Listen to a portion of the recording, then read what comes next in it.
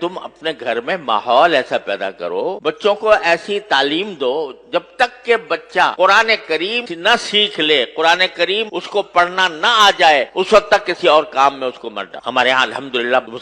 مسلمانوں کی تاریخ یہ ہے کہ سب سے پہلی تعلیم جو بچے کو دی جاتی تھی وہ قرآن کریم کی ہوتی، ناظرہ ہی صحیح، لیکن ناظرہ قرآن کریم بھی انسان کی زندگی میں انقلاب برپا کرتا ہے۔ اگر صحیح طریقے سے ناظرہ پڑھ لے نا بچہ تو اس کے دل میں ایمان کا بیج پڑ جاتا ہے، اور پھر آگے وہ ایمان کا بیج اس کو بہت سی برائیوں سے روکتا ہے۔ تو جب تک اس بات کا یقین نہ ہو جائے کہ میرا بچہ قرآن کریم پڑھنے کے قابل ہے، اس وقت تک اس کو آگے نہ بھیجو۔ اب ہمارے یہاں وزیر تک بن گئے ہیں لوگ، اور جب ان سے کہا گیا قل اللہ پڑھ لو تو قل اللہ پڑھنے نہیں آ رہا۔ تو وہ در حقیقت یہ اس لیے کہ ہم نے ہمارے ذہن سے دین کی تعلیم و تربیت کی اہمیت ہی ختم ہو گئی۔ ہمارے دل میں اس کی اہمیت ہی نہیں ہے کہ ہمارا بچہ جو ہے وہ دین کی معلومات، دین کا علم حاصل کرے۔ نہ صحیح، ٹھیک ہے، ہم نے یہ نہیں کہتے کہ آپ ہر ایک کو عالم دین بناؤ،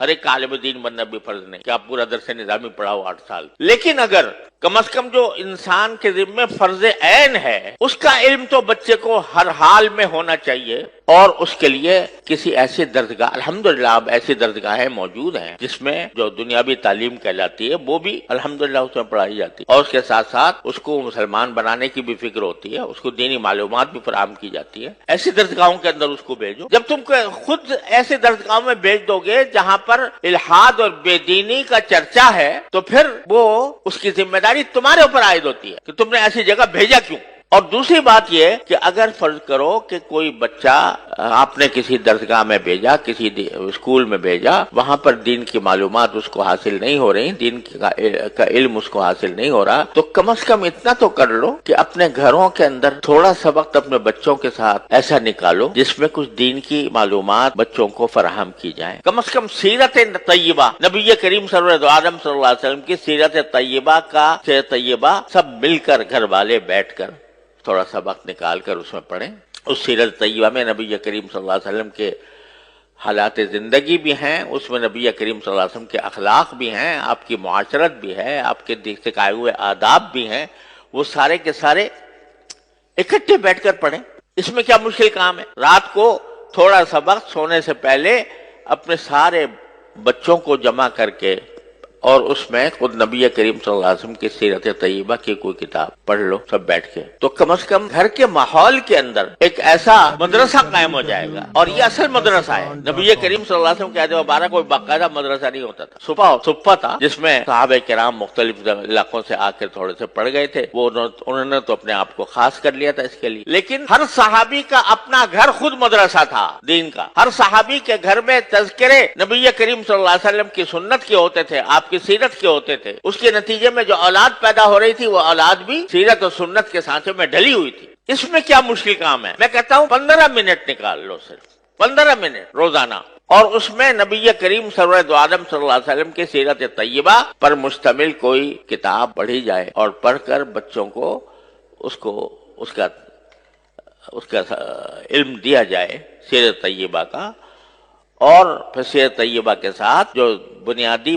ضروریات ہیں دین کی، وضو کے احکام، نماز کے احکام وغیرہ وغیرہ، اور اخلاق، آداب، کس چیز کے کیا ادب ہے، کھانے کا کیا ادب ہے، سونے کا کیا ادب ہے، بازار جانے کا کیا ادب ہے، خرید و فروخت کا کیا ادب ہے، یہ ساری باتیں رفتہ رفتہ روزانہ کر کے اگر 15 منٹ بھی روزانہ ہر انسان، ہر مسلمان نکال لے اور اپنے اولاد کی اس طرح تربیت کرنے کی فکر کرے تو انشاءاللہ اللہ تعالیٰ کی رحمت سے انقلاب آ جائے گا۔ لیکن چونکہ فکر نہیں تو اس کی وجہ سے یہ چھوٹا سا کام بھی نہیں ہو پا رہا، اور قرآن اسی کی طرف متوجہ کر رہا ہے کہ تم ساری دنیا کے اوپر تنقید کرتے ہو کہ فلاں جگہ یہ ہو رہا ہے، فلاں جگہ یہ ہو رہا ہے، سیاسی ماحول کے اندر بے چینی ہے، اضطراب ہے، انتشار ہے، لڑائیاں ہیں، جھگڑے ہیں، تنازعات ہیں، ان سب کی شکایت تو کرتے ہو، لیکن خود اپنی طرف متوجہ ہو کر نہیں دیکھتے کہ تمہارے ہاں کیا کمی ہے۔ اگر تم فرض کرو کہ مکمل طور پر اسلامی احکام پر عمل کر رہے ہو، لیکن تمہاری اولاد اور تمہارے گھر والے دوسری طرف جا رہے ہیں، اس کی ذمہ داری بھی تمہارے اوپر عائد ہوتی ہے۔ اپنی فکر کرو، اور